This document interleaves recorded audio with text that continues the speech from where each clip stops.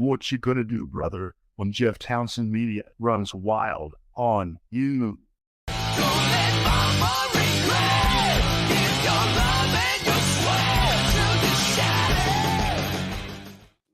All right. This is Jeff Townsend, and joining me is Bill Legend, Bill DeMott, the Bill guy. He was late, but I gave him the pass because I was watching the ISU, Indiana State University. Unfortunately, they lost in the NIT championship game. But how you doing, Bill? Man, your team lost. My team lost. What a day. Yeah, I still got one team in it, though. I'm wearing the hat tonight. The Boilermakers are still in it, man. Purdue, buddy.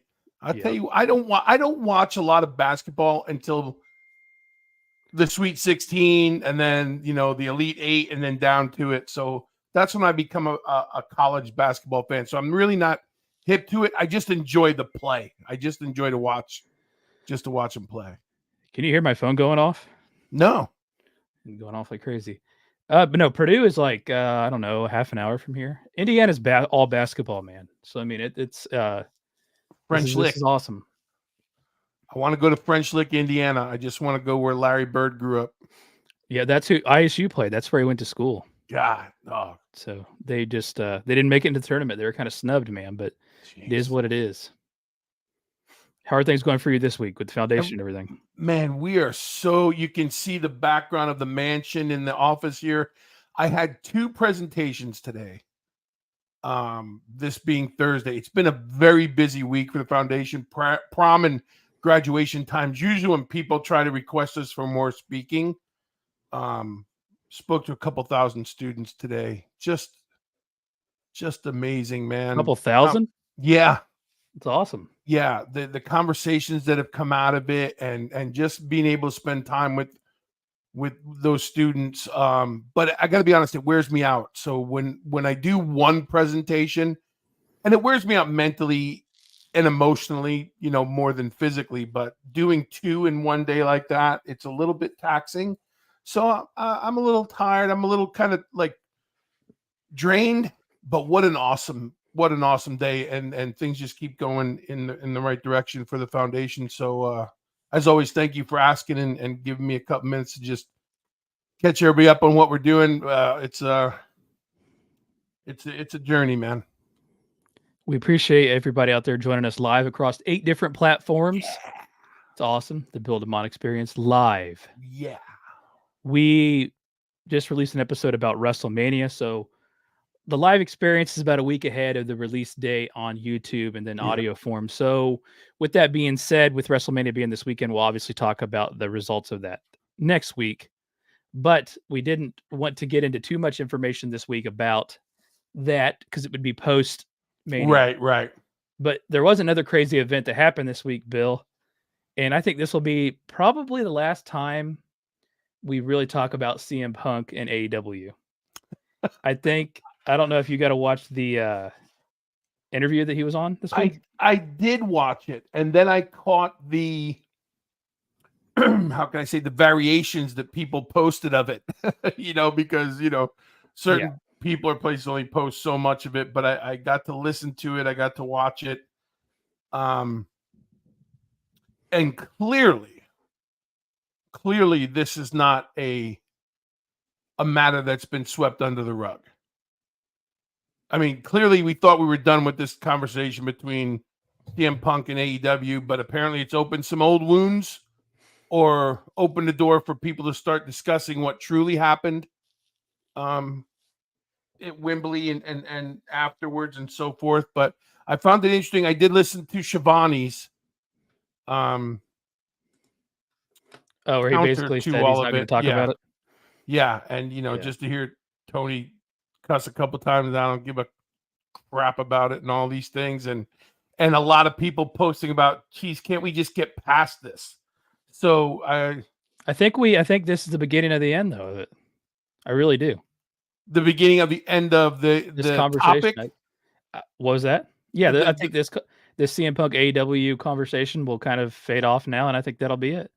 Yeah, we'll never get any more information than we just did, I don't think. Right, I agree, and I think the only thing that could come out of it, and by the way, kudos, because I'm the first person to say I wish Tony Khan wouldn't say anything on social media. But I want to say this: kudos to Tony Khan for not adding more fuel to the fire. And I don't want this to sound like sarcastic, but it's about time that everybody let the sleeping dogs lie, and just everybody coming together with let's just move on from this. I don't know if it was therapeutic for Punk to let it out and people to hear it, but to your point, I hope this is the end of it. Let's move on. I know a lot of people, a lot of different AEW stars had, things to say about it and things like that, but let's move on. If everybody's happy, let's move on. Punk's where he wants to be and needs to be. AEW's where they want to be and need to be. And like you said, I hope it's the beginning of the end of the conversation and it doesn't have to come up anymore. Certainly feels like it. So what we're going to do throughout this episode, because this is obviously the overwhelming topic that the viewers/listeners of the Build 'Em Out experience wanted to talk about this week, which whenever we've talked about CM Punk before, it's always been the best viewed or listened to downloaded episode. And I'm sure it's that way with a lot of people's content. So of course I'm a big CM Punk fan, so I'm more than willing to, but let's go ahead. I have the whole interview here. We'll watch portions of it and talk through it. Great. Let's see here. I don't have it broke down in segments, so I'm going to literally find it here. There's so much to talk to this man.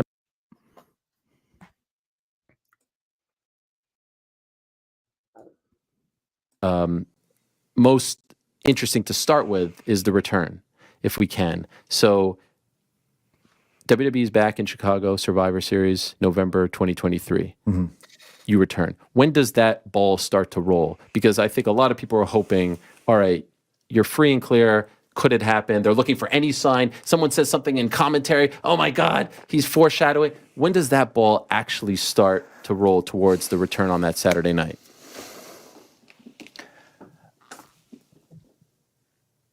Slight percentages, I think, over the years start that ball rolling, but to really get in, the action of it started the week of, I think, Thanksgiving, maybe. I'd have to look at a calendar to figure out dates exactly. I remember times and places of where I was when I would get phone calls and such. And I had a CFFC show coming up, I think. So I got a call from Nick Khan. And he was just like, hey, we want to talk to you. And I was like, cool. On my way to the gym, and I got this coming up, CFFC. I'll be back there. Cool. You want to talk Monday? Great. So it was the week of Thanksgiving, Monday. I spoke to him. And to be clear, for those that may not know, Survivor Series was the Saturday after Thanksgiving. Yeah. Thanksgiving is a Thursday. Yeah, so Monday before I came back. That's 5 days away from Survivor Series. Yeah. You get the call. Yeah. What was that call like? I think the call, I'm always so nervous about pulling the curtain back on stuff, but I think the call was more of a, hey, we want to talk to you about coming back. We'd love you for Royal Rumble, and because they assumed that I probably had some sort of a non-compete or something like that, and were kind of floored when I was like, no, man, I'm ready to go. Let's do it. Saturday. Did you ever have a non-compete, even if it was for a month? No. Zero. You could have signed the next day. Yeah. Okay. Yeah. And Nick said, I really wish I knew that. Sorry, man. I didn't call or tell anybody. I just kind of laid low for a minute. There's a first person there. So we get to find out more information. It's been a lot of discussion on when did this initiate, this conversation between CM Punk, WWE return. This interview revealed that it all came together last second. And Nick Khan was the guy that got the ball rolling on it.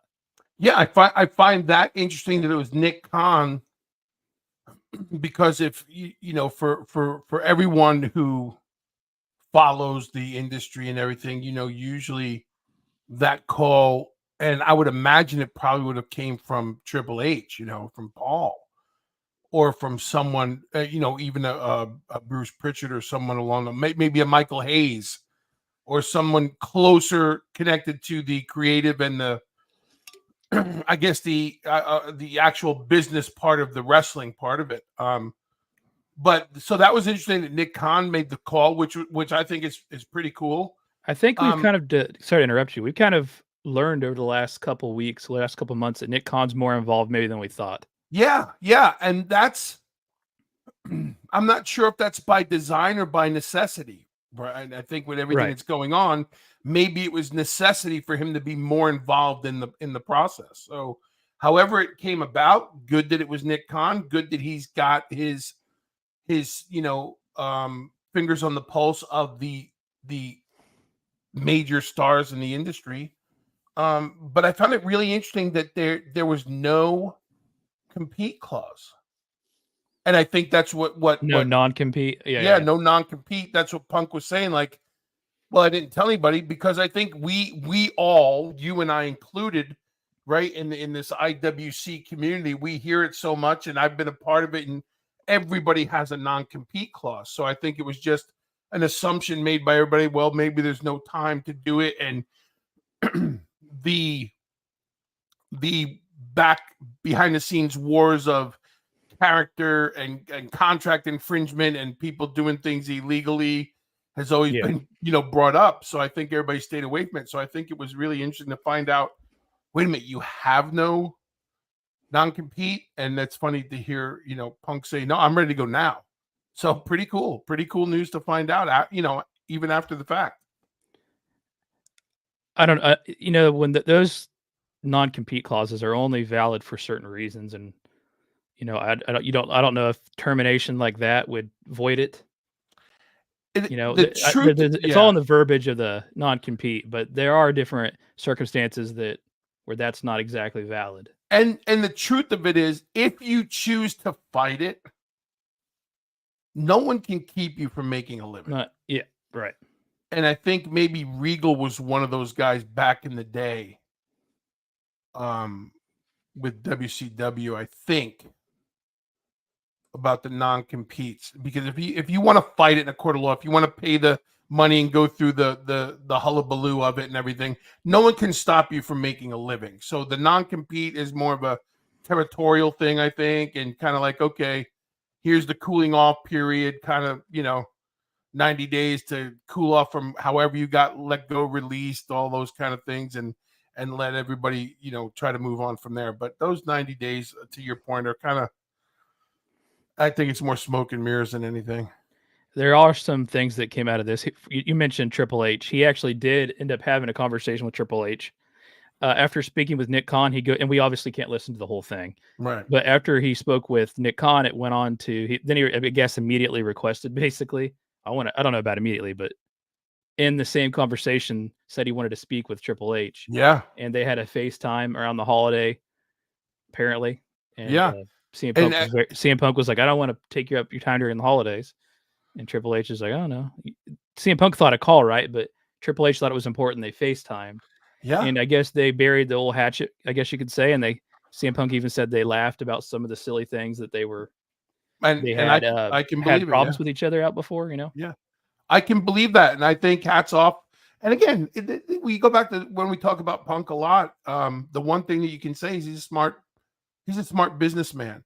And whether it was Nick Khan or whether it was Tony Khan or anybody else, you want to talk to the people that and I don't know Nick Khan. I've never dealt with him, so I'm not saying anything out of school, but I want to deal with the person who knows me best. Nick Khan knows him as a character personality. He's going to be good for business, but Hunter knows him best. I don't know the whole history, but it's possible that he's had other interactions with Nick Khan in the industry. I mean, okay. So Nick Khan is an agent, right? Too. I mean, that's right. Nick Khan gets into the entertainment, sports, whatever you want to call it, industry based off of agency work, right, for athletes, for entertainers. So I'm not sure that would be their first. I don't know that for a fact. Yeah, probably not their first interaction. But I'd like to hear it from to Punk's point. I'd like to hear it from Hunter that, lack of a better way of saying it, I got your blessing to come back, and we're going to be copacetic, and we're going to be able to, coexist in this newfound resurgence of his career at WWE. So I thought it was a good move, and I think it was interesting that Hunter, But to me, that's what Paul does. That's what Hunter does. If you're gonna have a phone call, let's at least do it via FaceTime, Zoom, something where we can look at each other and understand. Because we could sit here with no picture on this show, and you don't know what I'm doing, or if I'm rolling my eyes while we're talking, or my body language and stuff like that. So that's the next best thing to being in person. So thanks, Liam, for the gift on TikTok. We're live across 8 different places, and it's so funny because hundreds of people watching this. Nice. And just, I don't know, 2 people maybe on TikTok. So the TikTok algorithm absolutely hates this streaming software. I bet I have a bunch of pro wrestling fan followers on there because of the content I post, but the TikTok algorithm absolutely hates this. It's more video it just related? Favors on, like, if we're not streaming directly through TikTok, right? We're using a software that's going out across the internet on 8 different platforms. It freaking TikTok blocks it, man. It hates it. So it's funny that when I see somebody pop in there and do that. So yeah, thank you, Liam. Everybody else, Scott. Yeah, there's a bunch of comments. Chad Michael's on here on Facebook. Yeah, we got people everywhere. But yeah, TikTok's always the least amount. It cracks me up. Well, thank you to the 2 people on TikTok. Keep that going. Okay, so just getting back to the topic here. This kind of, I guess you could say, proved wrong a lot of the wrestling. Like Dave Meltzer reported there, and CM Punk had reached out. WWE wasn't interested. We heard a lot of things going around this time of Survivor Series, and apparently most of it wasn't true. Right. So for weeks leading up, CM Punk's camp had reached out. WWE wasn't interested. You go to find out later in this, and like I said, I know we've both been busy. I haven't got to put this together as well as I usually do other episodes, but later on in one of the episodes, he actually says that he was at home watching a lot of these cues and hints being dropped on Raw about him, and he had no prior conversation with WWE about returning. So he was seeing it in real time as we were, them using his finishing move, them saying things that he would say on like Michael Cole or whoever's saying things. He did not know what he was like. What's going on? People were calling him up saying, "Hey, what's up with this?" He was like, "I honestly don't know." And I thought that was interesting. Yeah, and it goes back to that. We talk about kind of like that misleading information that's out there through the internet, and certain people, talking about how they know, or they're in the know, or they heard, or someone told them. And a lot of that is like you and I have talked about it. It's put out there to mislead people. Yeah. Right. So it was really, really kind of interesting to hear how he's watching it in real time with everybody else going, I don't know. No one's talking to me. No one's, And like I said, if I double over into some things that we're going to show, I apologize, but nobody really knew about this. He didn't even tell his wife knew about it. Right. Lawyer knew about it. Stephen P. knew, I assume, is his lawyer, I believe.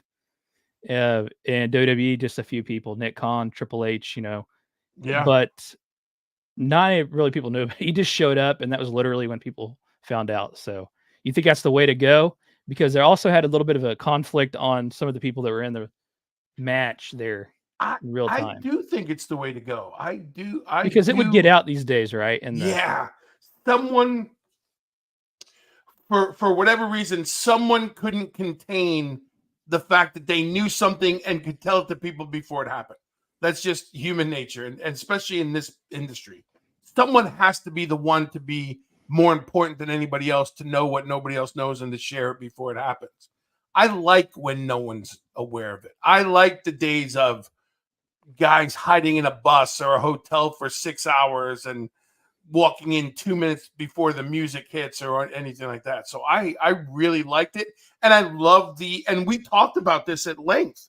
I love the facial expressions, the body language, everybody that was watching it happen, just like we were going, what in the hell is going on here? And it was a great reaction. So I like that, where let's keep things, we don't have to know everything. I agree. Interesting, though. We finally got some of that information, though. We'd been talking about it. I guess just guessing about it. So like I said, I think this conversation closes up a lot of things, AEW included, the talk of the return. And then as we continue on to this episode, I think it answers some questions that a lot of people had. Good interview. Let's go ahead and jump back into it here. Let me get back to the next spot that I had marked here. So from that,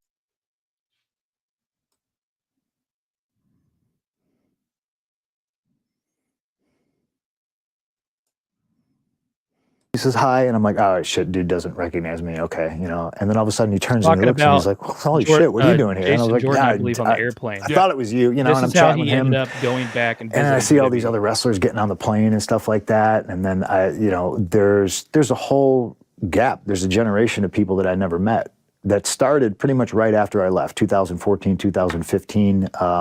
Nice lady by the name of Liv Morgan helped me find my earbuds that fell out of my pocket while I was sleeping on the flight.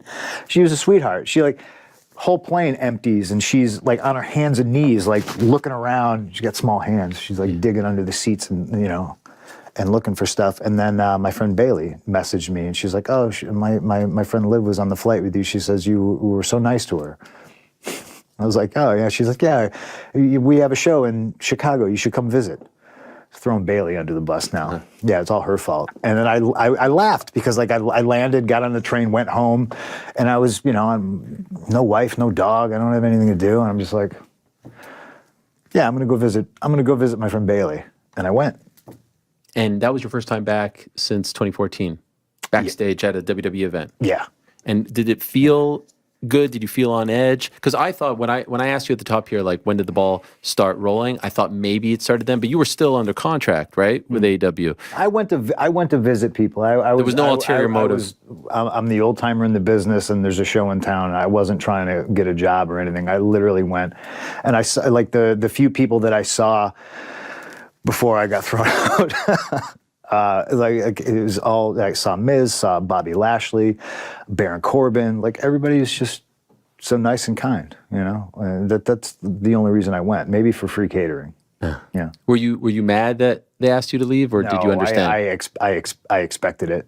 I expected that to go. I wasn't sure if Vince was there, I think he was doing stuff remote via Zoom, because this is in between, like Vince is gone, now he's back.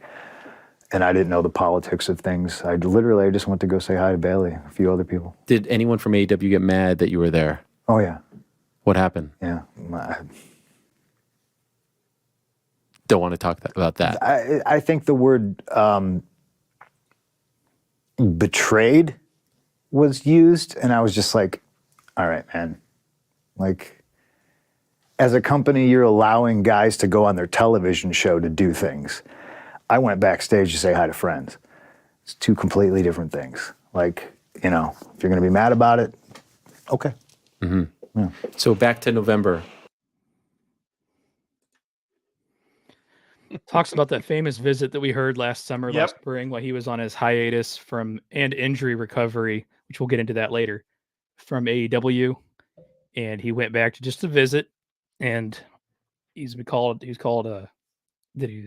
a traitor, betrayed the company. Your thoughts on this incident? You build relationships, Bill, in any profession, working with people for so long. Yeah. And this is a weird industry where it's just like frowned upon. Well, I'll say, here's an analogy that hopefully, Hulk Hogan would never do that. Hulk Hogan, people know who he is. It'd be all over the place. And if Hulk was going to do it, Hulk would make it known. You know what I mean? And follow me here and see if you can pick up what I'm saying. But Hogan doing it would be for a reason. And I'm not saying he did. I'm just using him as the example. Hogan would make sure that everybody knew for a reason. Before he jumped to WCW, he visited. You know what I mean? That's why he would do that. And it doesn't sound like that's what Phil was doing, what Punk was doing. He came out and said, listen, I was invited there. I don't look at it as betraying anyone because I'm not going to work. I'm not making it publicly known. I'm not trying to schmooze anybody. I'm not trying to get my foot back in the door. I work for this other company. But these are my guys. These are my girls. And yeah, I've been a part of it where you go and show up at something.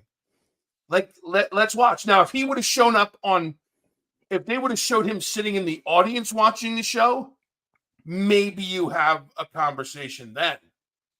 Maybe then you go, listen, what are you doing to us here? What are you doing to me? I thought we had an understanding, but he didn't do anything.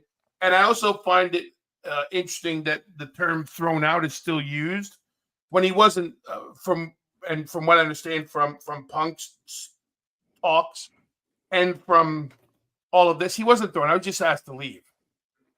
I've been there when people have been thrown out. I've been there. There's a difference, right?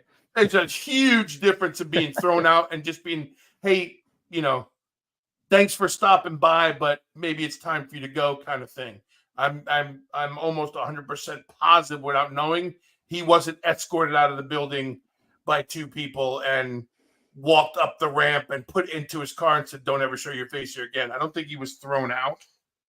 And I think that's why they have the relationship they have now, because he was treated respectfully when he was there, and he was asked respectfully to go, and he respectfully left. Which I wish everybody could do those things. But I don't think he betrayed anybody. But to his point, you let everybody else work for other companies and do all these things, and they show up wherever they want, with who they want, why they want, when they want. Basically wrestle in Japan half the time. A lot of them. Yeah, and they missed the AEW shots because they were injured working for someone else, or all these things. So I think betrayed was a pretty heavy word, and I think for anybody who follows CM Punk or has gotten to know him over the years, he really doesn't pull punches. He really doesn't play word games and stuff. You know what I mean? Maybe a little bit of semantics here and there, but he's not a guy to, I don't know, just put people in odd positions just to do it. So I go with what he said. I trust what he said. There was no ill intent. There was no nothing.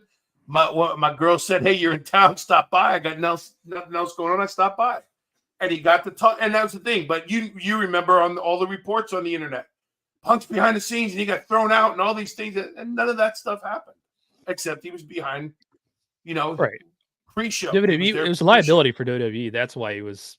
Yeah. Asked. I mean, it wasn't right. I don't think nobody wanted him there necessarily. It was just, we don't know what's going on. At that point, he was still under contract. So, but to be fair, I believe it was the week before that he was at TNA. He was, first of all, it was in Chicago, right? So it's not like he went flying or driving to another city to go visit. But I know that he did visit TNA recently before that too, which sparked some, with some conversation there. I think that this is kind of, and we'll see this ongoing theme as throughout this conversation. It just shows the lack of communication and a disconnect with CM Punk and AEW. And I think as we go through this, you'll continue to see that. That's just another example of it. But so that was information that we, of course, didn't quite know. And let me see here. I'm trying to think of, where did I just jump out from here? He also said from that the other side of that too, before you. No, go ahead. The other side of it too is, I find it interesting that, let's say, people lower on the card in AEW have free will to do what they want when they want, but then here's your top draw that you should trust and know he's not doing anything to hurt your brand or his brand. And that's the term you like to use, betrayed and everything else. So I find that all very, very interesting. Yeah, it kind of contradicts what we'll get into here in a little bit, but I was going to finish up this section of it with, he talked about his interaction with Vince McMahon. It was very limited. He went to the corporate office. He was working out there, I guess. Vince McMahon came in to work out. They exchanged just very brief conversation. Hey, let's catch up later. Welcome back home. And they never did talk again, but for various reasons. Not one, because they just, what's happened with Vince McMahon, but two, because I don't think that was the top of CM Punk's priority list. He's been pretty public about criticizing WWE, in particular Vince McMahon. So when he was asked the $1 million question about the Vince allegations, of course, he didn't. It was actually really, he did a really good job answering it. He didn't hold back anything, but he didn't. He actually compared it to the Chris Benoit thing in some regards to the impact it had on him. Yeah. Right. Or like how he would probably not know anything was going on. It's just not in his wheelhouse or not what he's involved in. He obviously didn't have a really close relationship with Vince McMahon like a lot of people do. We hear a lot of people say father figure and things like that. Even CM Punk alluded to that.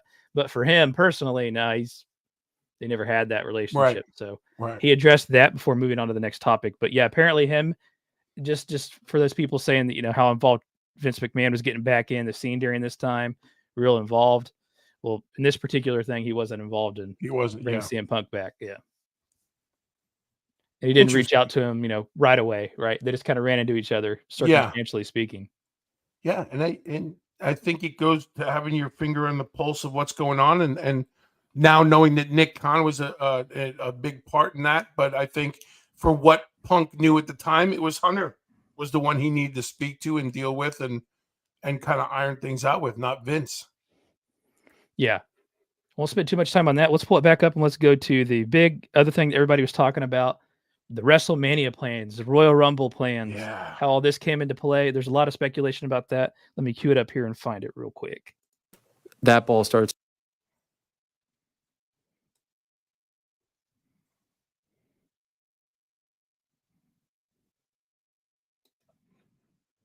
You could say whatever you want, if only because I have so much respect for the business. Yeah. So I will ask you the question. You can tell me to fuck off. Okay. What was the plan for you for WrestleMania? That's what everyone. That's like the $64 million question at this point, because they want to try to put. We want to try to put the pieces together. Like, was this the original plan? Did it go here? Did it go then there because of the injury? So could you tell us, as of Royal Rumble, what was the plan for you for April 6th and 7th? It changed a lot, because I came back in and I told Triple H, I was like, look, man, I'm not here to steal anybody's spotlight, take anybody's main event. Like, I get it. I was pissed 10 years ago when I had to sit through Rock Cena 2 years in a row, and now, but everything's different. Mania's 2 nights now. So more people get that opportunity. And for me, it was always just about the booker in my head. You cannot become main event talent unless you work with other main event talent. You cannot become main event talent unless you work in the main event spots that are normally afforded only for the main event talent, right? And that's just what I craved, was more knowledge, more experience. I want to be that guy. I want to see if I can be that guy, because I know I can. I know there's people that don't think I can, so that's more motivation to show them that, yes, 100%, I am that guy. The plan, I think, was going to be me and Seth. For his belt? Yeah. Would it have been main event of night 1? I believe so, yeah. Which would have but been again, I'm not, I came in and I said, I'm not asking questions. You're I saw that in your video blog, the one leading up to Royal Rumble that they put together, where you're on the treadmill and you're like, before I used to stress about X, Y, and Z. Yes. Now you're just kind of letting. What am I doing at TV? Where are we going with this? The booker in my head. I'm looking 6 months, 8 months, 12 months into the future. Like, what are we doing?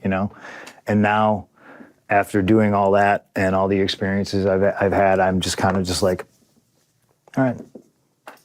Did you like that though? If that was it, would you have been happy with that? Me and Seth? Mm-hmm. Yeah. It's 10 o'clock. Eye-opening, man. So what a lot of people said, they had to throw a curveball. They had to do this, or that. Turns out everything played out, and we'll get into his injury more, but he just finished the match hurt. Yeah, and I think the smartest thing for Punk that he's done recently is have that conversation. By the way, I thought this was a great interview with with Ariel. I thought it was great. Yeah, just for context, people, he does have he's been in the MMA reporting for, I don't know, a couple decades now. Yeah. He does have a little bit of a relationship with CM Punk from that. CM Punk actually does not do hardly any press, media stuff.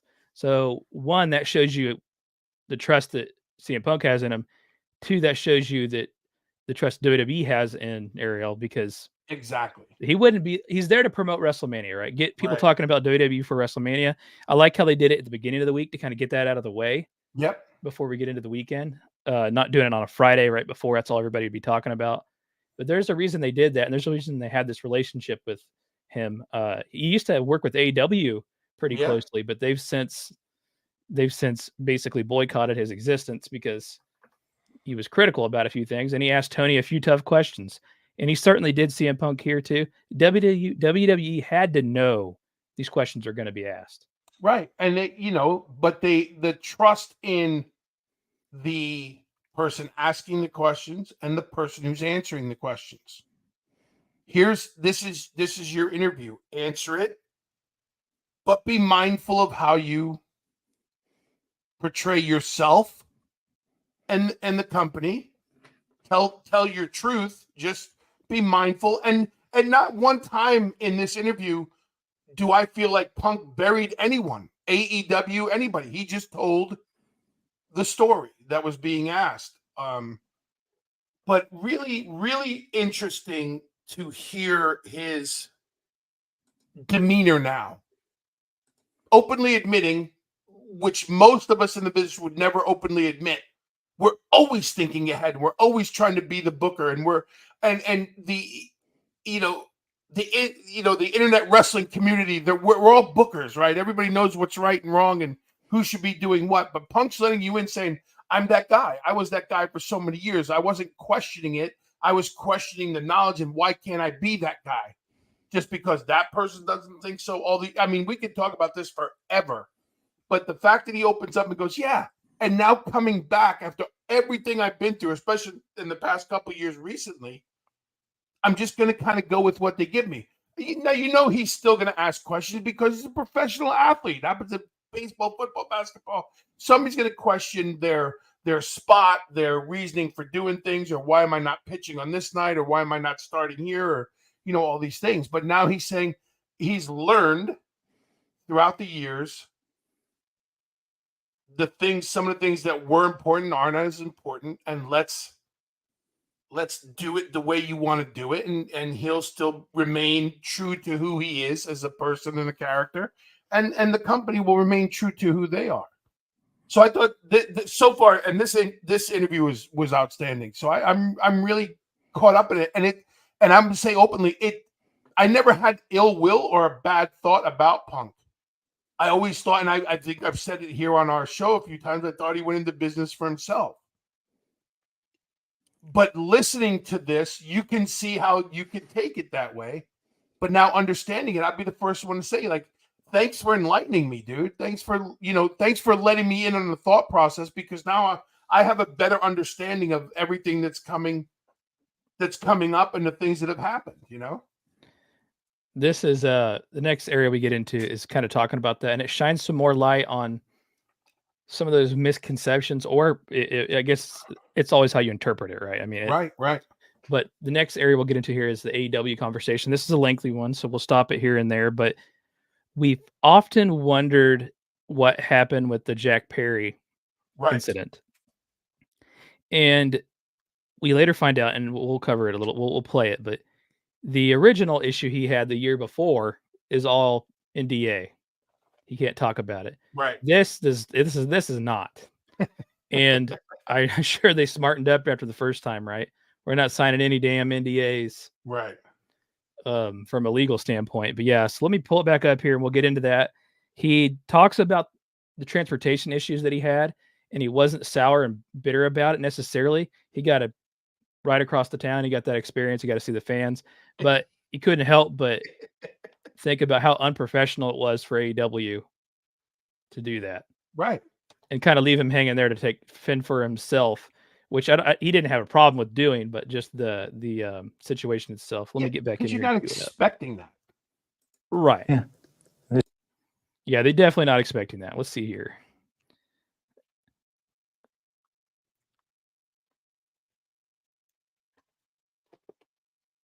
Kind of goes back to, and I'll get it playing here, the Poke and the Bear theme. Yeah. You can't help but wonder why they did these things, when they did these things, and how the timing of it all played out. We'll get into some of the AEW talk here, and we'll stop every few minutes. This is quite a lengthy section, but okay. Be super fancy and shit like that. Where are you backstage? Jack Perry's on screen, and he says, "Real glass. Why don't you cry about it?" Where are you when this is said? I was in my locker room. Did you feel like that was directed at you? Yes.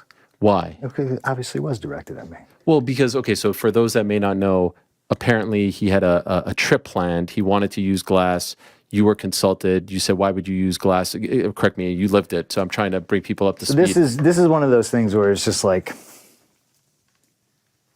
there's all these rumors about NDAs. Yes. There's a big difference between not being allowed to talk about some shit or just not wanting to talk about some shit. I don't necessarily want to litigate this again. You say again, you've never talked about it publicly, but no, you mean like just like I guess I drumming it haven't, off. but that's the thing. So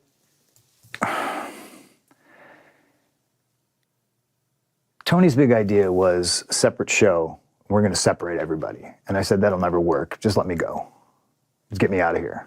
Just pay me my money. I've already been off TV. I hurt this arm. Just get me out of here.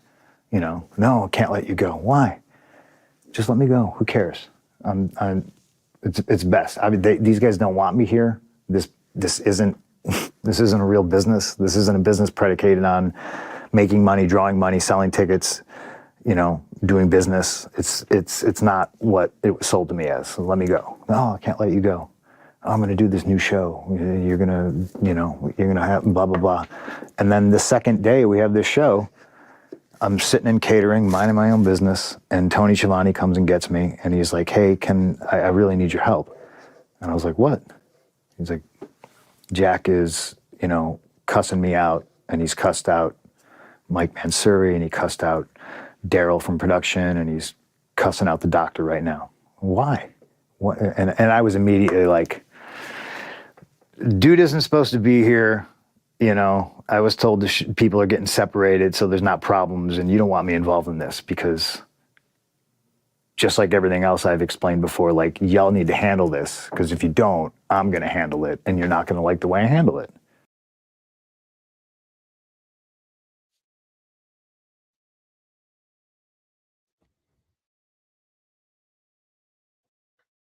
Thanks for letting me know, Bill. We'll pause it here for a second. We'll talk about this. Okay. That is said several times throughout this interview, Yeah. that if they don't handle it, he will, and they're not going to like how he handles it.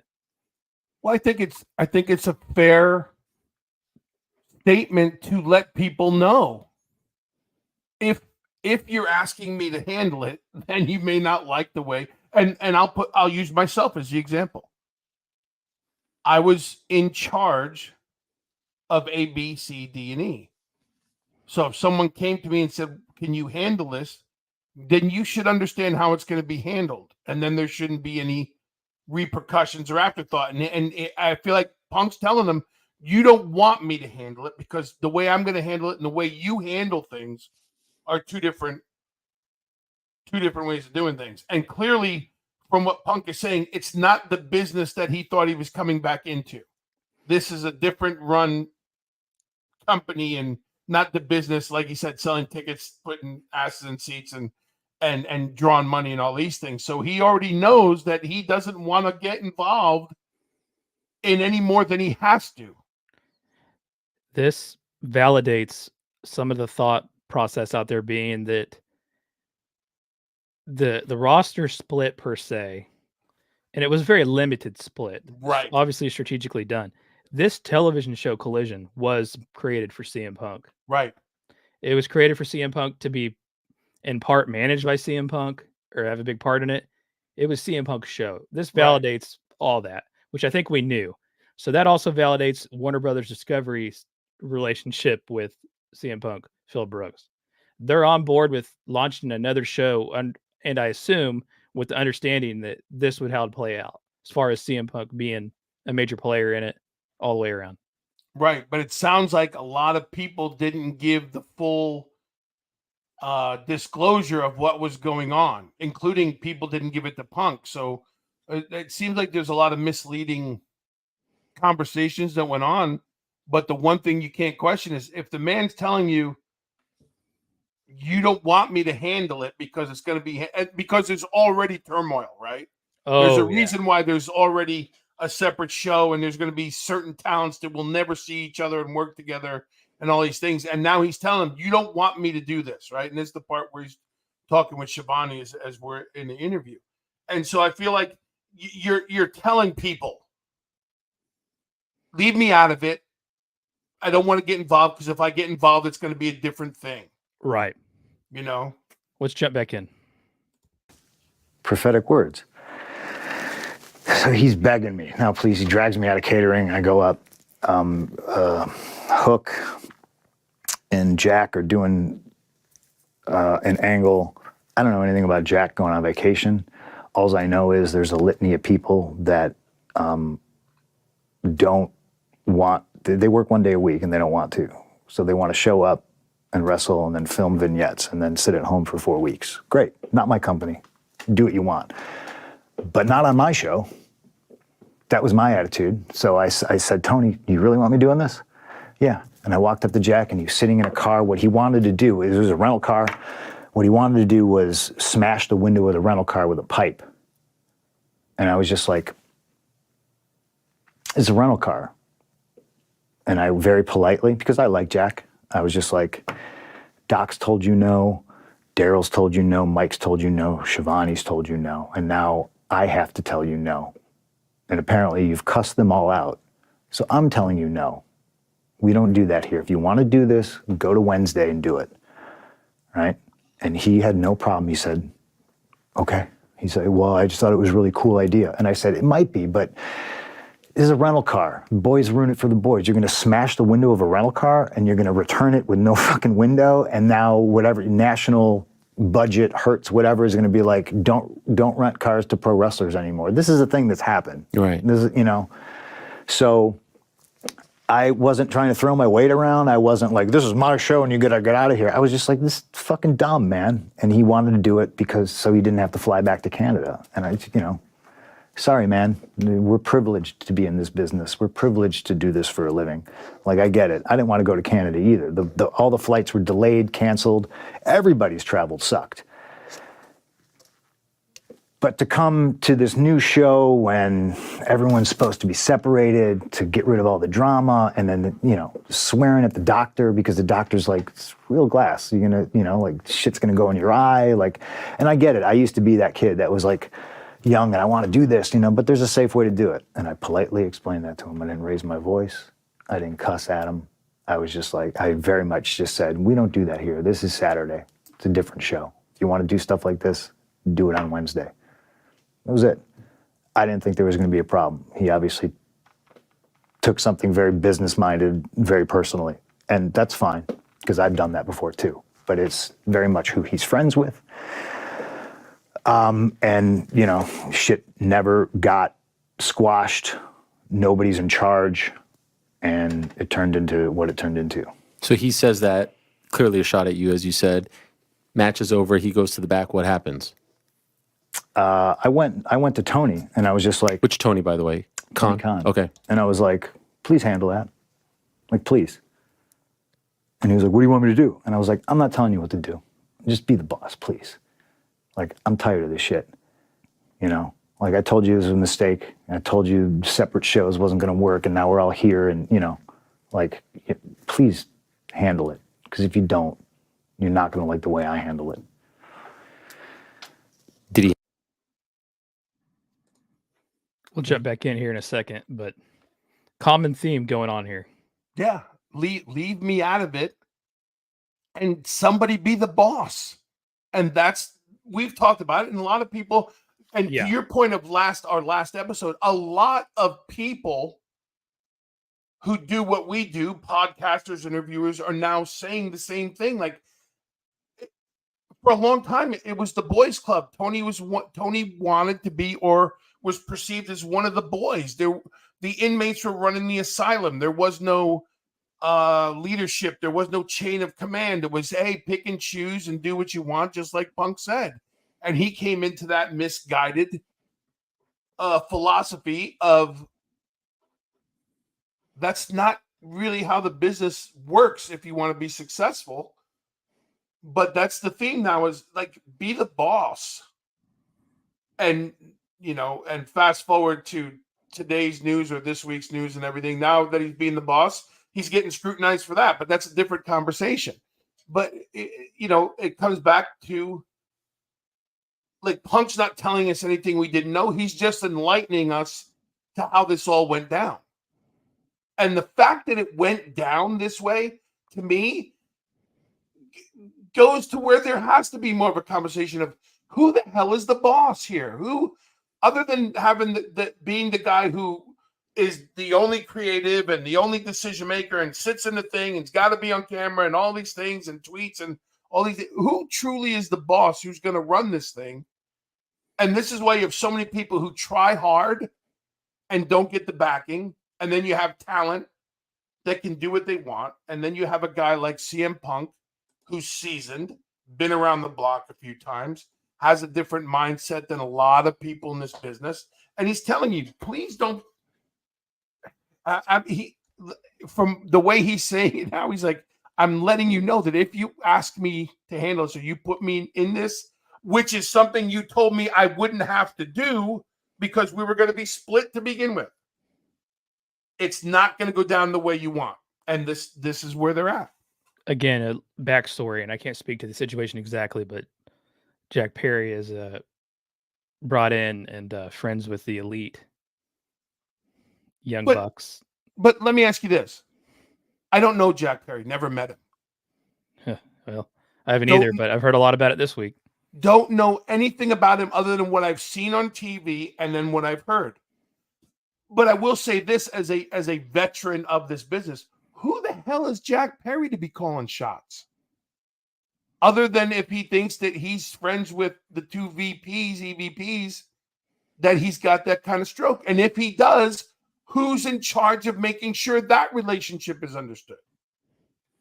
And that's where I think Punk's coming from with this whole thing. And the crazy part about this to me is Tony Khan, I don't know if he's ever missed a TV event. So Tony Khan is either there or going to be there, I'm assuming. Right. I haven't heard of Tony Khan not being there for a single show. Right. He travels all around the world for the soccer and that. He's a workhorse as far as the hours he puts in. So why Tony Khan's not involved in this? Obviously, I know you have to have managers for a reason. But Tony Khan hasn't really set up a good structure. So he's put it in a position where he's got to be the one that manages this stuff. Let's jump back in, though. No. So you did? Yes. What happened?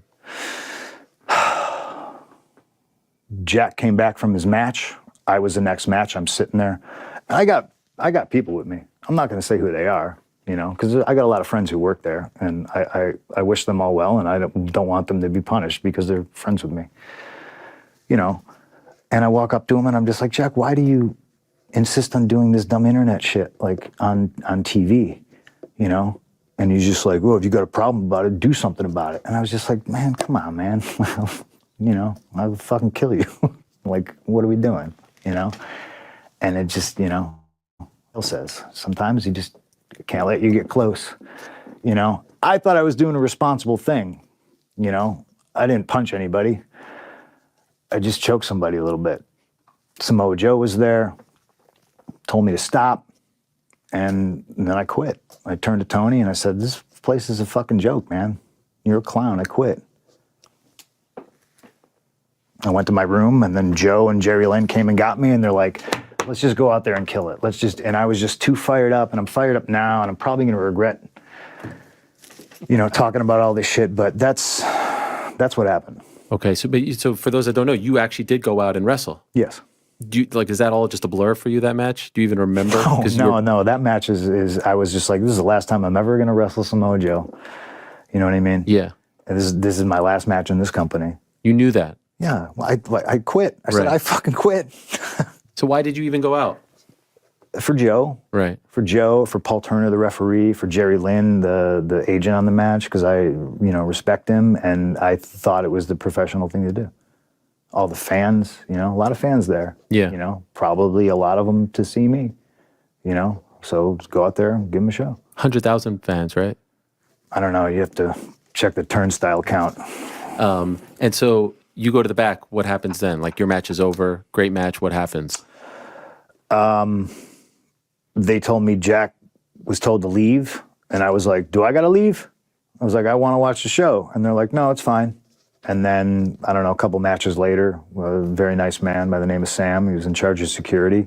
He was like, what are your plans for the rest of the night? And I was like, I was just going to shower and just hang out and watch the show, Because the whole solo locker room thing's fucking lame. I had Joe, I had House of Black, I had all these guys with me. And I was just like, I just want to watch their match, you know? And then he just kind of looked at me and I went, is it easier for you in your job if I leave? And he's just like, yeah, it might be. He's like, but nobody's telling you got to go. Like and I was just like, well, Sam, I'm a man to man. I'm not trying to fuck up your day. You got a job to do. So if it's easier for you, if I split, I'll split. And then I went and got Nando's for a bunch of the boys and went to my hotel room. And, you know, when the show was over, they came by and we ate chicken. Tremendous spot, by the way. Nando's is great. Spicy, the rice. Oh, yeah. The chips. Peri, buddy. That's right. Yeah. Did you have to have a conversation? Because what was told to us was you were fired with cause. So you said quit.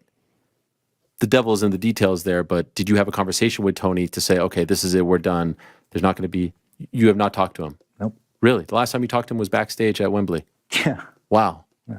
He went on air several days later and said he's never been afraid for his life like this.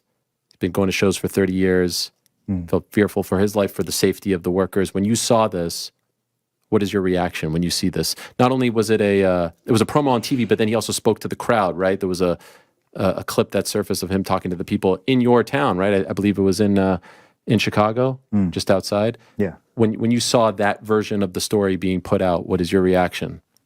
I mean, I can't tell you what Tony felt or what he was thinking, but I never did anything that would make him fear for his life. But you know, he's who he is. Covered a lot of ground there at that one. Finishing up the Jack Perry saga there. Like I said before, probably put a bookend on that one for good, I'm sure. And everybody's going to talk about it a little bit, but as a whole mainstream thing. Yeah. Plays out. And I think, So I don't remember now- the exact quote, but he said he didn't punch anybody. He just did a little choke or something. Yeah, yeah. Well, but to me, that's. I don't want to say this is where we get in trouble. I don't want to say that's part of the business, but that's always been the thing. You know, okay, man to man, what's the problem? And if, you know, to his point, using, and Chael Sonnen's a great analogy, right? He doesn't let anybody get too close because then you have to defend yourself. So while you didn't punch anybody, you definitely felt the need to put hands on him, right? And it's not saying that Jack didn't put hands on Punk either. My question in that whole part that we listened to is, why did security say you don't have to leave, but it might make my job easier? Was Punk being threatened, or were people threatening, you know, to retaliate? I mean, so while there's a lot of unanswered questions, I don't need to know the answers.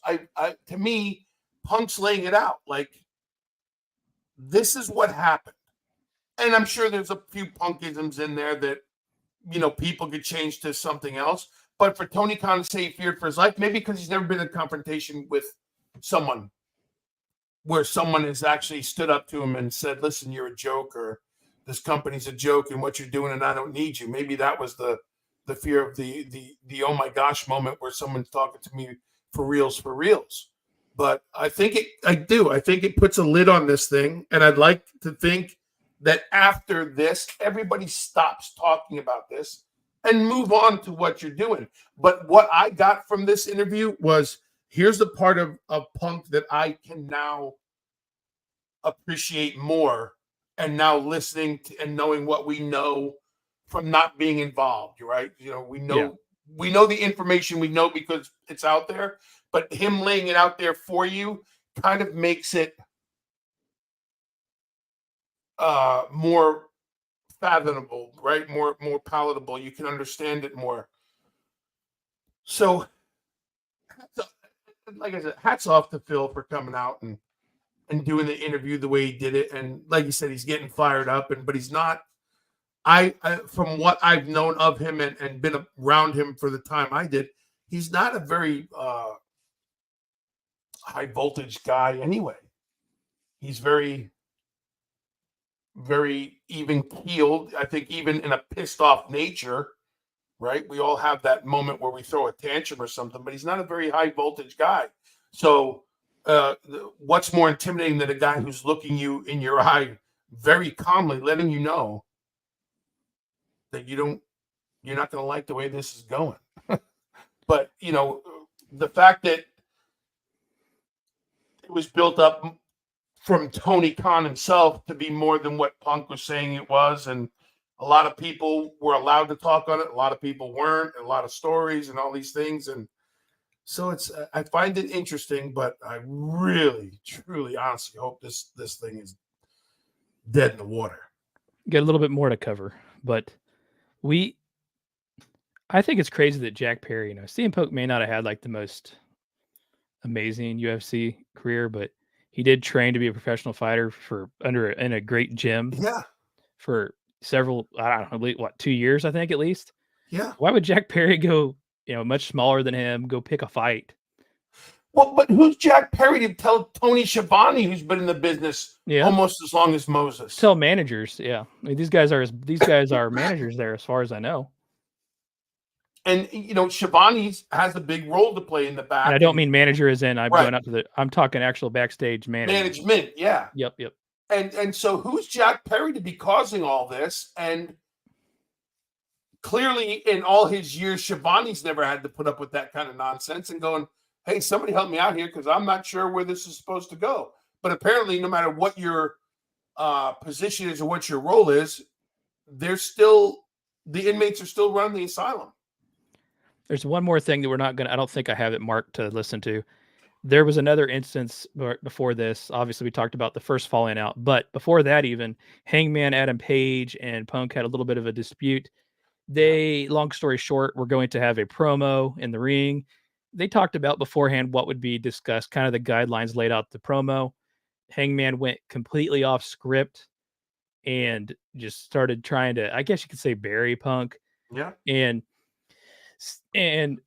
Punk talked about how it was really odd for him because for multiple reasons. He said he didn't get Colt Cabana fired or demoted and that's why he thought he was just trying to be noble and stick up for his friend. But he thought in the context and the situation which it was done was a little ridiculous. You're trying to draw money. You need CM Punk to look good for the rival that you're going to have. And he just thought from a business standpoint, put everything else aside. If you're upset with him, you're sticking up for your friend. He just thought that was a really weird and not very smart way to go about it for the business. Yeah. It comes back to who's in charge of this, or, hey, you're Hangman Adam Page. You can do what you want. And everybody will have to understand it. And I think that's fine for it's fine for the roster they started with. If that makes sense. Before you bring in, and just for clarity, I'm not sure Chris Jericho would let Hangman Page get away with that either. Going into business for themselves like that. But I think with the talent pool that they started with, AEW, that maybe Hangman Adam Page and the EVPs and, the Omegas and all these people that were running the show, they were cool with that. But now you're bringing in people that are seasoned. Some are salty. Some have, a reputation in the business for being who they are. And now you're doing that and to Punk's thing. That's not what he signed up for. And you're right. How do you bring a guy in? You especially, that you're a big Punk fan and you were so excited to see him come in. And it kind of, to me, I thought it deflated your whole image of everything because of how it all went down. And I think that's what happened to the wrestling community. Everybody was let down on this whole thing. Yeah, definitely. Everybody had their own agenda for sure. Yeah. And none of it was good for the big picture. Let's jump back into the $1 million question here. I'll cue it up on Tony Khan as a boss. Did you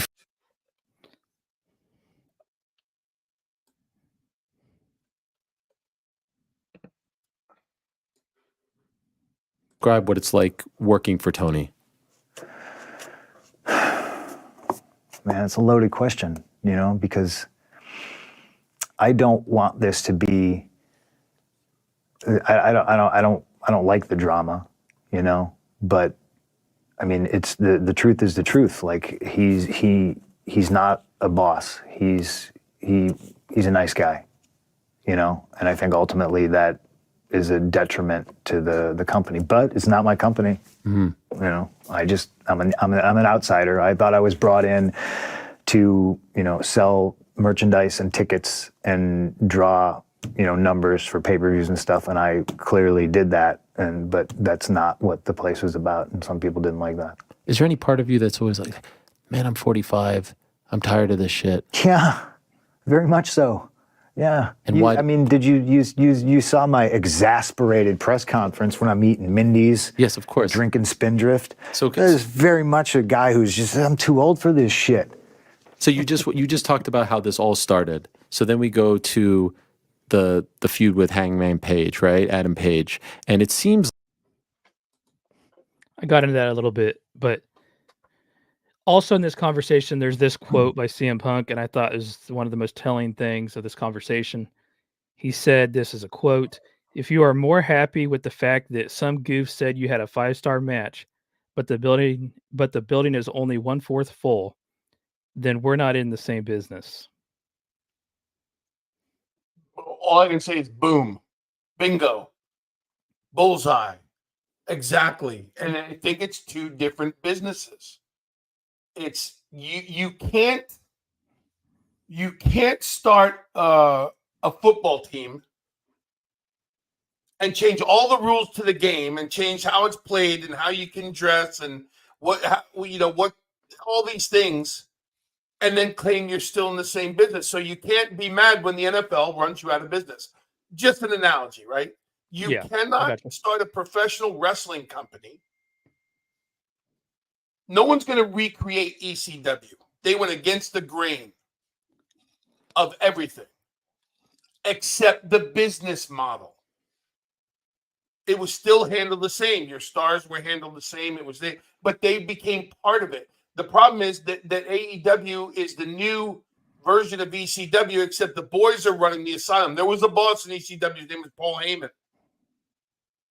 Then there were guys who were underneath him, Tommy Dreamer and all these guys that were the voices and the yes and no and put the stamp of approval. You brought CM Punk and you were super, super excited when he was coming back. And you're like, yeah, business is about to pick up because Punk means business. He draws people. He makes these numbers come. That's when you brought him in, but you brought him into a company because you could afford to bring him in. You didn't know what to do with him, but you could physically pay him what he wanted and maybe mislead him into thinking he could help build this company. So I wonder if the same approach has been taken with Copeland.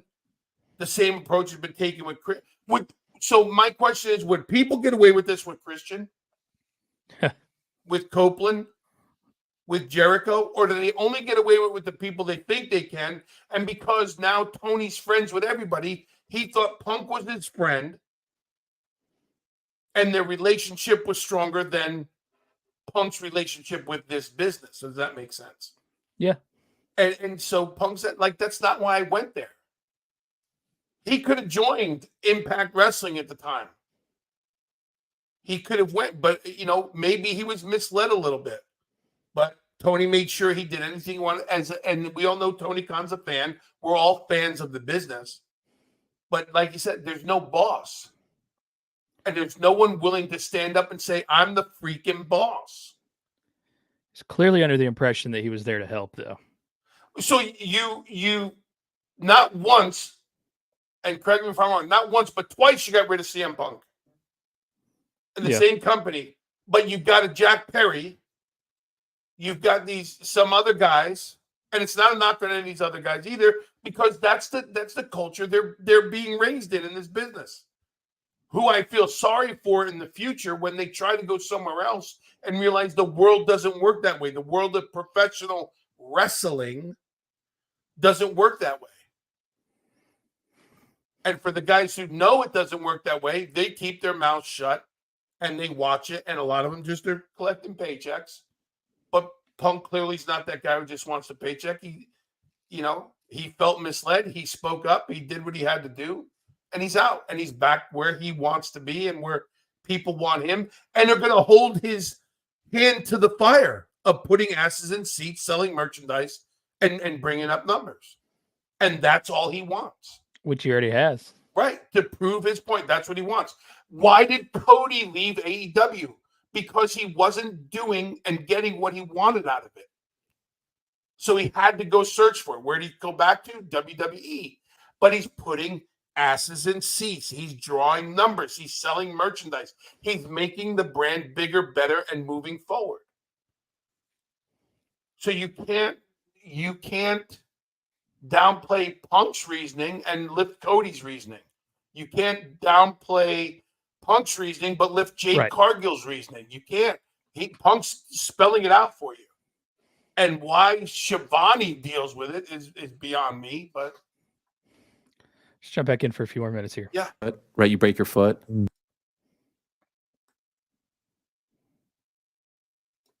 Great that Sure, night. sure. You know, people are still talking about it. That's 2011. Yeah. It's been 13 years. So you do that, you say all of that, and it's fascinating going back and watching it because it's clear that Tony's a little bit uncomfortable sitting next to you. Nothing he'd never heard before. Mm-hmm. Maybe he didn't know that it would come out right then and there. Should have handled it. What happens when that scrum is over? Went home, got surgery, got my arm fixed. Can you not talk about that? I don't think I can.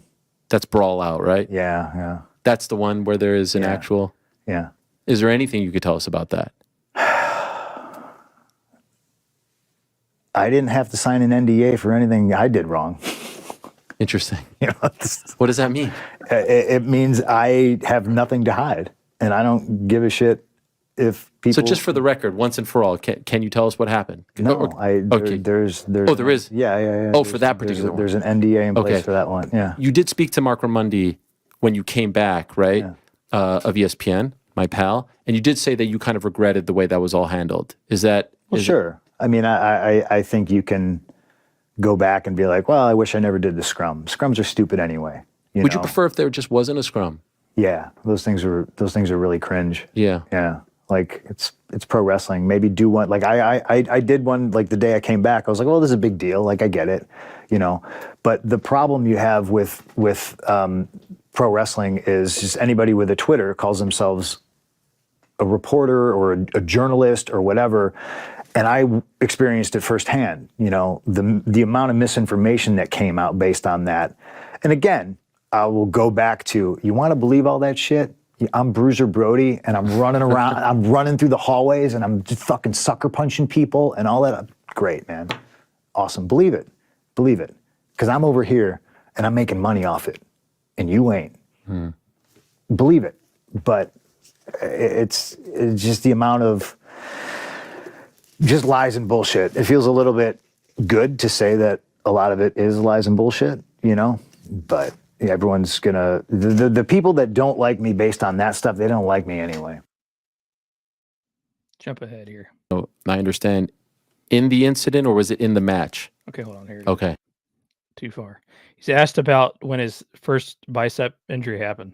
90 minutes or 60 minutes or whatever, you know, like, I'm a human being, and this is real life shit that happened, and I don't mind talking about it because again, I didn't want anybody to sign an NDA to hide some kind of bullshit that I did. You know? In your mind, when that was done, did you think that perhaps you were done with the company? Yeah. You would have preferred that. And for the record, did you injure your tricep? Can you tell us that? If not, you know, I understand. In the incident, or was it in the match? Okay. Damn. Yeah. Will you ever be able to talk about this? I don't know. Is there a... Okay. I don't know. I don't know how to do it. I've never had to sign one. Why does anybody want to talk about it? Well, just for the record, you know, just to know. It's grown into this ridiculous thing, you know? Like, again, just go ahead and believe what you want. So you go away, and it's kind of good timing because obviously you never want to get hurt, but we don't know if you're suspended, if you're hurt, if you're recovering from surgery, you just disappear. Did you ever get close to being let go at that point? You said at the beginning of all this, you said, please, you know, let's just do it here. Well, nobody in the company spoke to me for, I don't know, six months. How's that possible? I don't know. Not a soul. paid for my surgery, booked my surgery. Thankfully, Dr. Sampson, who I knew from WWE, I have a good rapport with, like he helped me with that. But like I was on my own and all that stuff.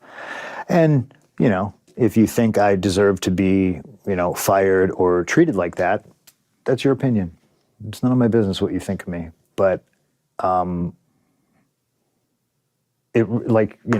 this one and the recovery for this one, based on how the recovery went for that one, I'm just like, man, it's night and day. And it's almost the comparison between, places where there's structure and there's protocols and there's professional people in charge of things. And I'm not having to research and find a PT spot.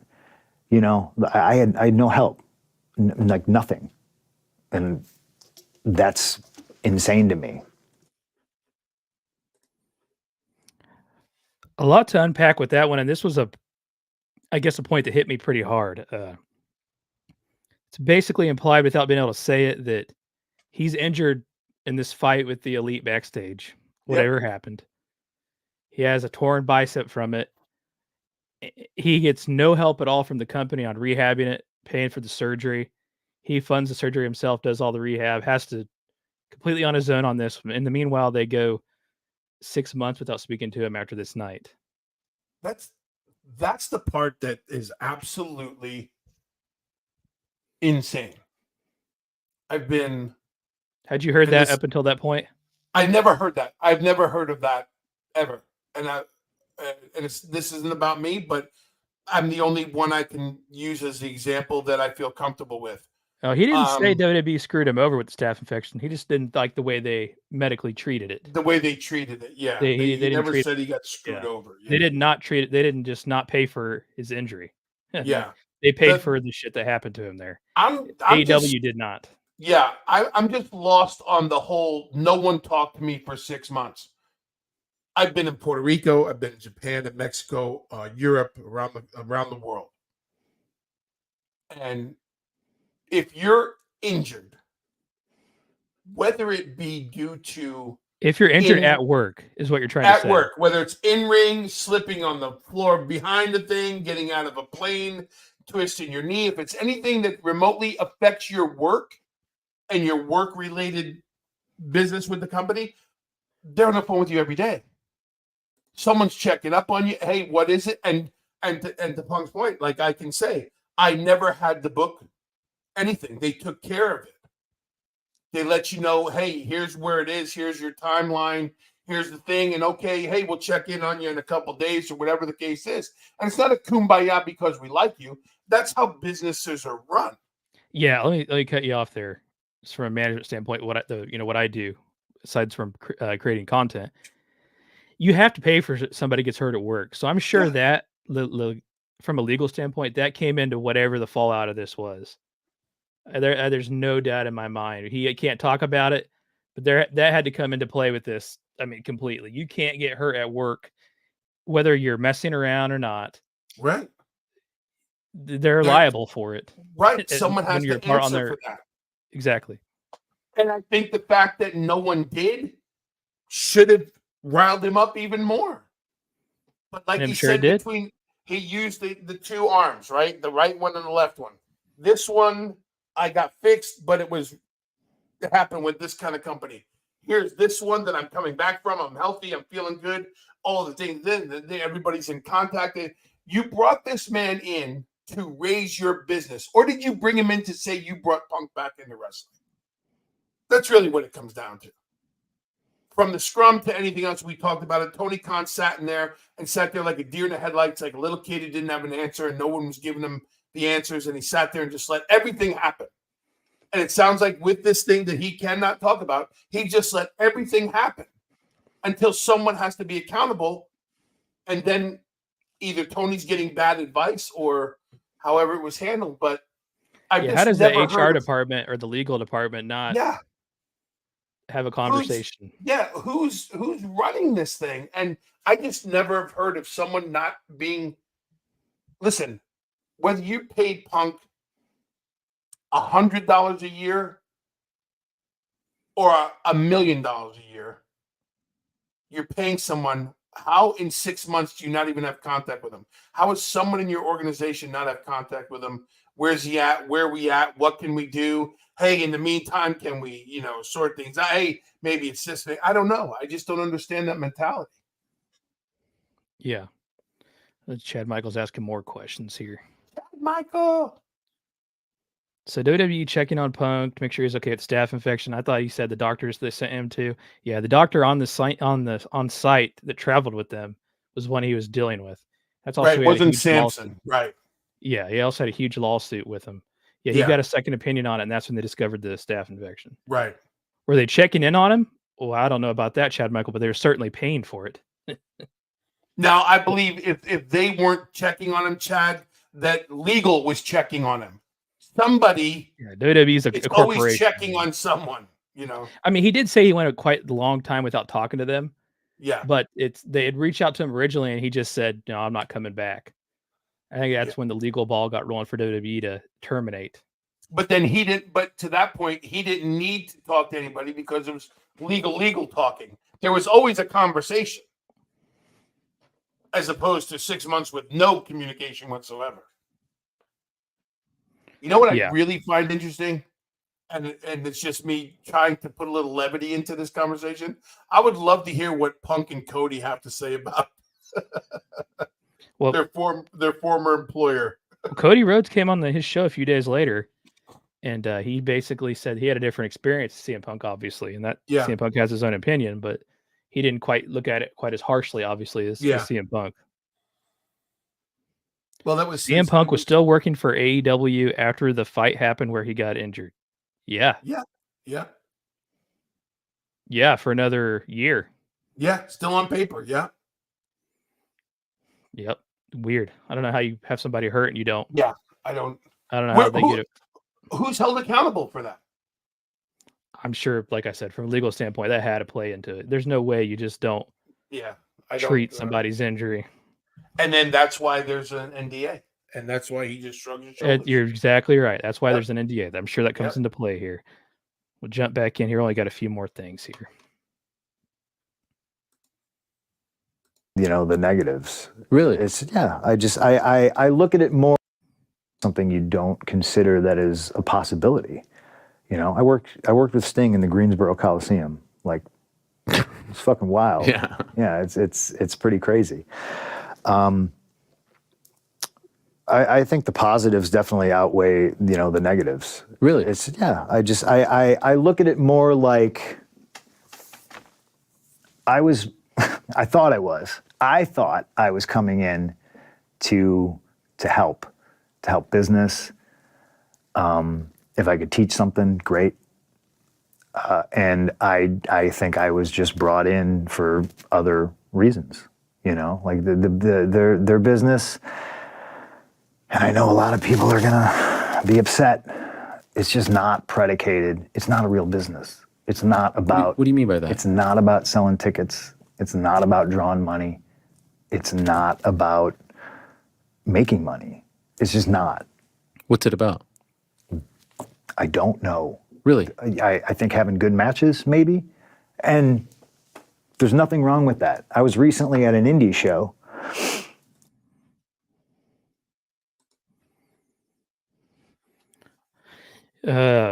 Another great question asked there. Another great follow-up. No regrets. So what we jumped in a little bit late, but CM Punk has no regrets about being there. He would go back and do it again if he could. The moments and the relationships, obviously, that he created from that. But at the end of the day, those guys, and he goes on to say, they did not want to work with him. There was an attempt made to bring the group together and talk about things that was arranged by both parties. Then it was squashed by the elite side. They didn't want to have a conversation with him. They didn't want to make money with him. Because I feel like, this is a personal opinion, I feel like AEW's made it known from that we're not going to be that sports entertainment. We're going to be professional wrestlers. And they made a statement, and they were not going to get caught up in all the cookie cutter and all your pro wrestling things, and that's not why Moxley was there, and it's not why this one was there, and it's not why these people came in, and they're going to do it their way. That's what the people want to see. And they found someone who loved and was a fan of what they did in Japan and all these other places, and he said, I'm in. I'm going to back this. Mm-hmm. And they're and for Punk to say they're not in it to, clearly we talk about the live, their TVs and all these things, and they're not selling the tickets, they're not doing these things. And if that's their business model, then they're doing it the way they want. But you can't have your cake and eat it too. You can't compare yourself every week to the WWE, to NXT, to New Japan, to TNA, to all these things, if you're not going to play on the same level that they're playing. And that's the problem. They want to be in the mix, but they want to do things their own way. And what happens when that money runs out, or that time frame runs out, or TBS or TNT's had enough of this experiment? And where do these guys go now? Because they've been groomed to think that this is the way the business is. The veteran guys know that, hey, they're going to run it. They're going to run the gambit. Hopefully they can make some change like Punk wanted to do. And they're going to do what's good for business. And they're going to do it their way. Yeah, somebody That's the said freedom part of it.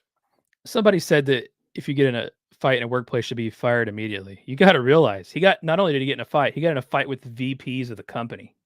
Right. And nobody got fired. Nobody got fired.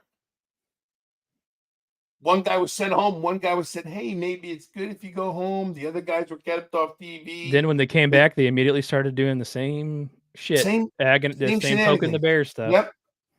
So yeah, I've never heard of a company where a VP could go have a fist fight with somebody, and I'm sure that's, like, again, this goes into the non-disclosure agreement. Yep, exactly right. I mean, let's be honest, they probably couldn't fire him without paying even more handsome sum at that point in time. Oh, I believe an extraordinary amount of money to just once your boss arguably starts a fight with you, right? And then backs the people who, lack of a better term, gang up on you with this thing and rush in your lock. Yep. It's a strange animal, man. But it clear for me. It clears a lot of things up, because at least you're getting some kind of answer from it. And Punk said, like, hey, I'm not the guy. I'm not perfect. I'm not saying this and that. I've done some things. I've had the same attitude as they have, but this is what I thought I was coming in for. Excuse me. And jump in one more time, then we'll be done. Yeah. Be less upset about what I said in hour number one. I don't think you said anything that would make people that upset, I'm being honest. It is what it is. Like, I understand it being, this delicate situation, but like, I'll say it again, because obviously the headlines from, lousy reporters is going to be like, oh, he said this and he said that. I wish them all well.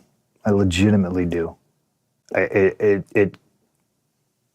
And honestly, some people might think the most offensive thing that I could possibly say is, we're just not in the same business. We're not. And I think maybe if I looked at it that way at the time, I maybe would have handled things differently.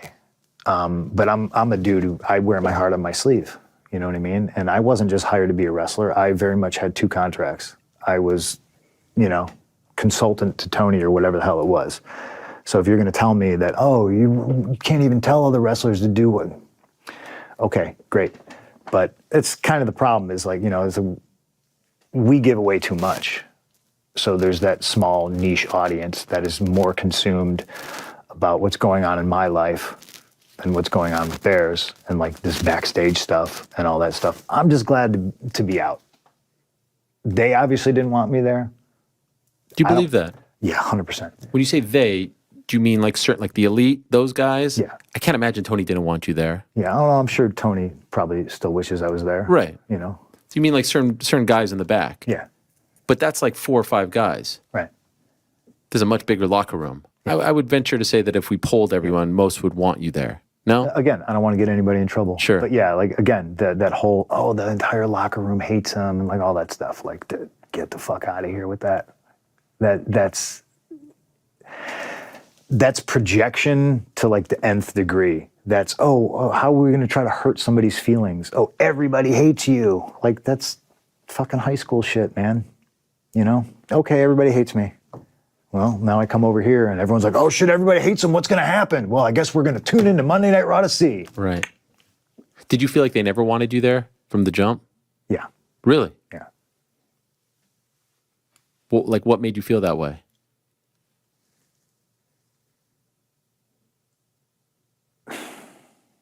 Just interactions, just the way,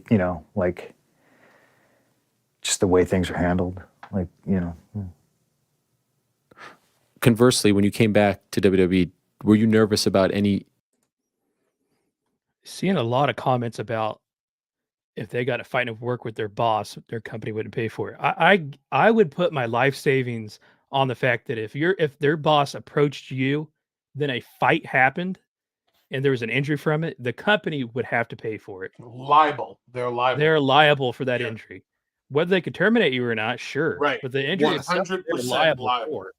Let alone in this particular situation where it's arguably, they approached, which led to it.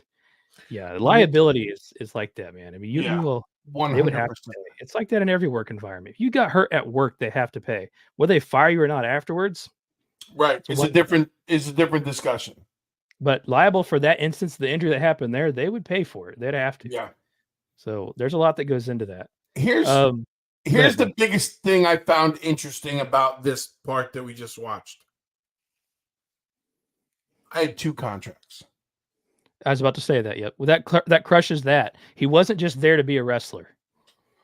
And so perhaps that's what led to the not wanting him there, because maybe Tony didn't consult with his EVPs and the people who were in charge and signed Punk to 2 contracts.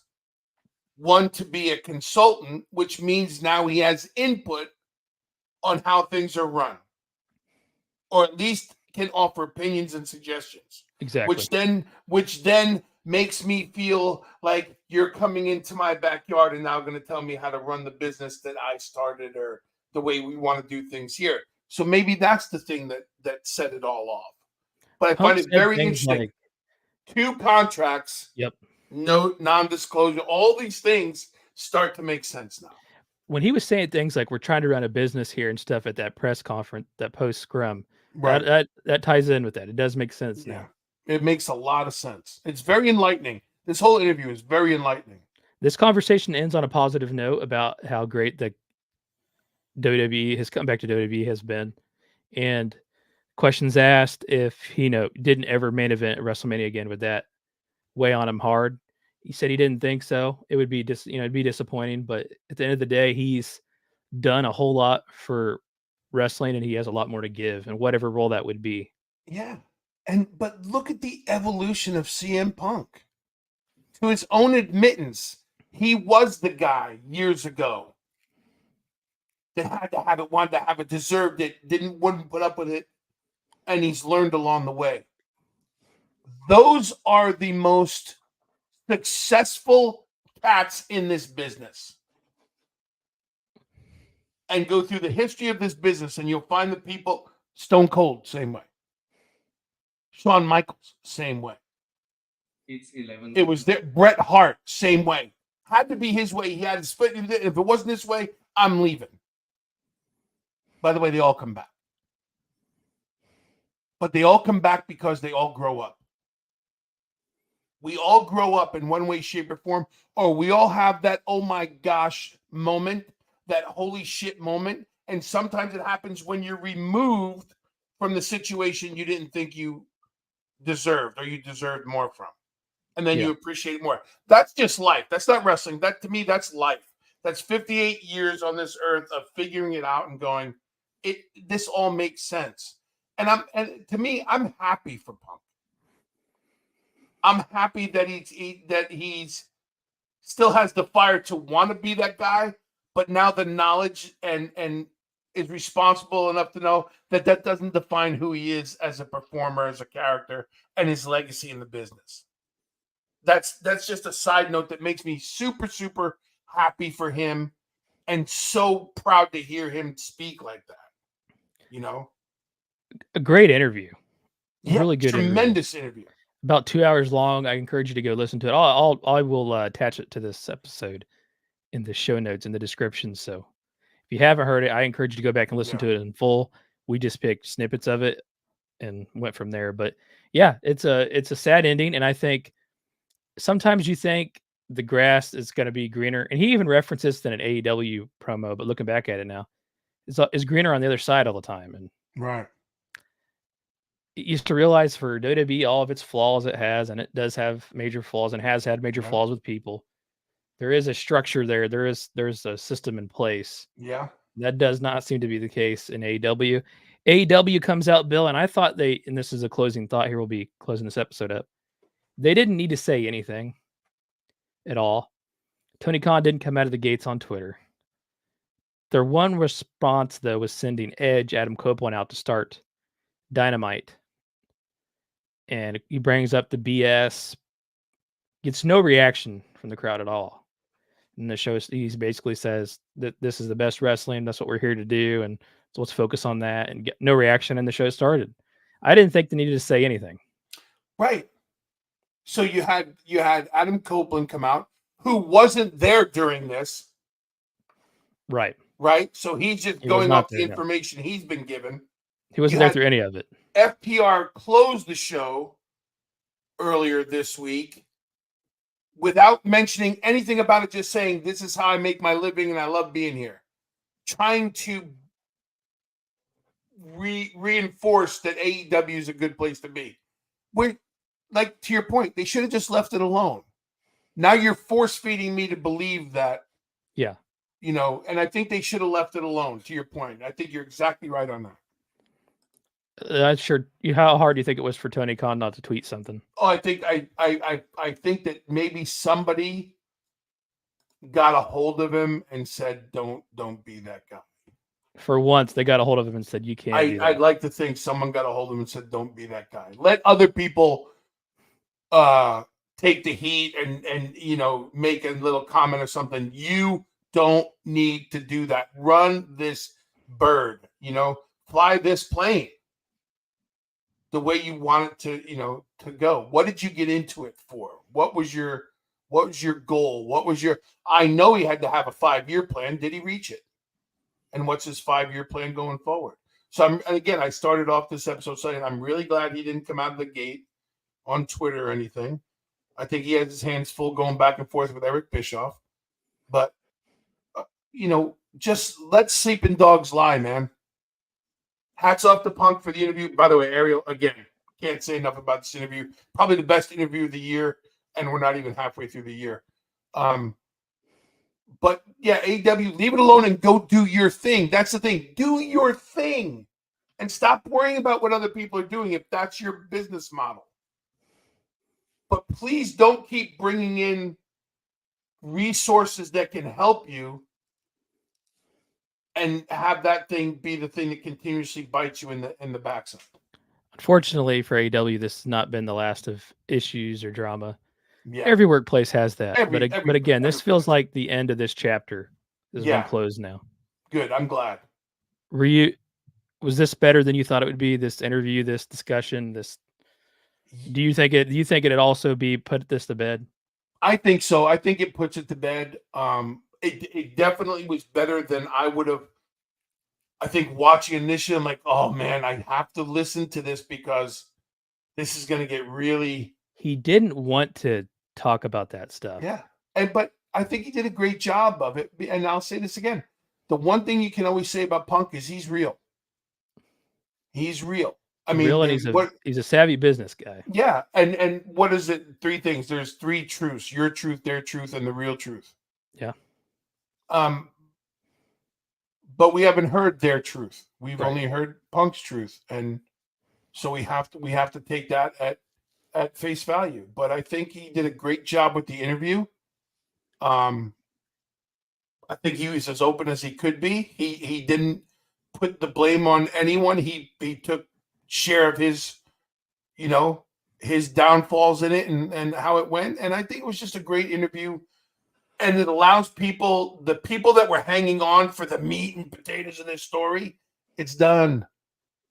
Be happy with what he's going to be doing when he comes back. Look forward to the matches and the wars he's going to have coming up on WWE. And hopefully this is it's done and AEW moves forward too. It's important. Yeah, that's right. Yeah, for everybody. Everybody, like, it's done. Move on. Do your thing. Yep. Stop worrying about, if that's the thing that keeps getting you headlines and bringing people to watch your product, then you're in trouble. Yeah. And that shouldn't be it. So boom, let sleeping dogs lie. Boom. This weekend, depending on when you're listening, so we know, you and I know, WrestleMania is coming up this weekend. And it's the fresh start. It's the Super Bowl. It's the thing. And it's a fresh start for everybody across the wrestling world, not just WWE. This has been marked as the start for everybody's revamping. And everybody's going to start doing new things. So, yeah, just focus on that. Another good episode here, Bill. Yeah, man. I know it'll do well. And the intent is not just that. I think it's, for me, someone who thought about this a lot, it truly is the bookend of it. Yeah. So it's a little bit of I don't know, I guess that validation for me. Yeah. I was curious, and I feel like I really wanted to know, and this just now I'm done with it. So let me ask you this one last question on this episode. As a CM Punk fan, as we all know you are, and rightfully so, are you happy with this being the end of this conversation? Yes. Cool. Then I think it served its purpose. It did. And I think it was good. I don't think it puts AEW in a negative light, but it also puts AEW, like you said, in a position to start from ground zero and build up and focus on the right things now. Yeah. Because that is over. But here's the problem, though. It didn't just happen because CM Punk was there. Right. That was just the perfect thing to make a fire. All the ingredients to make a fire were there. That could happen again. Yeah. And the way they handle it will have to be different moving forward. Policies, protocols, as a business, they have to grow from a human resource standpoint. They have to be prepared for these things. Yeah. And I think if there's one takeaway at the end of the day for AEW, they do want this long-standing future in this industry. It's got to be that aspect of it. Yeah. So I hope it's also a new beginning for AEW as well. Yeah, in that regard. I hope so too, especially with some of the talent they have, some of the leadership that's there in front of them if they choose to use it. So I think after Mania weekend, I think it's a fresh start for everybody. And listen, competition makes everybody better, and there's room for a lot of players, not just one player in this game. And I hope they do well. I'll never bash them. I just question really hard sometimes how it comes about, and it's only that question when it is a negative thing. So the negative is over. Punk has moved on. They've moved on. Everybody move on. I'm excited for what's coming up, and I'm glad we got to have this conversation, because this does tie it up in a good knot for us and allows us to move on. Yeah, it does. I think, man, we've had a lot of people listening tonight. I appreciate you hanging out with us for the last hour and 45 minutes. Wow. Crazy. Wow. Obviously, next week we'll be back with all things WrestleMania. This week, though, we had a kind of a topic to fill in that gap. And again, this podcast is live streamed. This show is live streamed every Thursday at 9:15 p.m. ish, that time period. But the episodes release a week later. That's about as good as I can do with all the other stuff that I do. But that also gives you the benefit of coming to this live stream, being a part of it. You get this content earlier, of course, that's part of as we've I want to say revamped, but as we've kind of restructured this content over the last 6 months now. Yeah. And this is the way we've kind of gone, and it's more fun. Yeah. I mean, of course, we love talking about that old stuff, but it's hard to get away from this interaction and talking with you guys live. So we really appreciate, and there's a lot of you out there that have stayed with this whole stream. We'll always appreciate that and all the support that we get. If you want to listen to this stuff later, buildemont.com. It's available about a week later in audio and video form on YouTube, yeah, BillDeMott.com will get you to everything. So, of course, Jeff Townsend Media, JeffTownsend.media, home of all this and a lot of other good content. Bill, your closing thoughts before we hit our stuff and get out of here. Yeah, just a huge thank you to everybody who does this live stream with us. We appreciate it. Keep the questions, keep the comments. You guys start some of the greatest conversations we've been having in the past 6 months. So thank you very much. Yeah, this is exciting, man. And you, Jeff, you really make this a good, play on words, experience. And don't stop the way you formatted this and the way we go, because you're changing the way things are done, in my opinion. And I appreciate it, because I like going back to the old school stuff and discussing history, but I also love this time in the business when there's so much to talk about. Yeah. And coming into the next couple months, especially, we're going to have a lot to talk about. So thank you to everybody who tunes in. And Jeff, always thank you for the hard work and putting the time in on this. And just everybody keep it up. Thanks. Appreciate you, Bill, and it's always a fun few hours of my week. I'm a big Yes. wrestling fan, and it's when I get to talk about it. Don't talk about it a whole lot to anybody else, besides people maybe online a little bit. But this is kind of that few hours of nostalgia and just almost an escape for me, right? I mean, Yes, takes us away from our realities a little bit. Yeah, exactly. Bill, say your magic, and I'll say mine. We'll get out of here. All right, everybody, you know me. Do what you say what you mean what you do. And keep being you, and keep being great.